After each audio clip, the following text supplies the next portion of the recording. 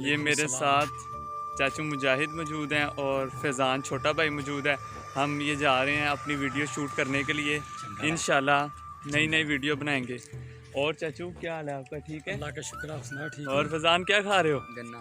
کہاں سے لیا یہ گنا آپ نے؟ بس ادھر کھیت میں لگا ہوا تھا تو میں نے کہا چلو. صحیح. چاچو آج آپ نے ہمیں ایک جگہ بتانی ہے جہاں پہ ہم نے اپنی ویڈیو تاکہ اچھی شوٹ کریں، شور بھی نہ ہو. اور اچھی چیز یہاں پہ گاؤں میں یہ ہے کہ شور بھی نہیں آ رہا، سنسان جگہ اور آواز کی کلیئرنیس بہت اچھی آئے گی انشاءاللہ جو ویڈیو آئیں گی نا. آپ کو ایک دفعہ دکھا دوں کہ ہم کہاں جا رہے ہیں. یہ دیکھیں، یہ جنگل کا راستہ شروع ہو گیا ہے اور یہ سارے جنگل، یہ سارا جنگل ہے. یہ چاچو میرے ساتھ ہیں، چاچو کے ساتھ ہم جائیں گے اور انشاءاللہ نیو ویڈیوز بنائیں گے آپ کے لیے. اور یہ دیکھیں اس راستے پہ ہم جا رہے ہیں.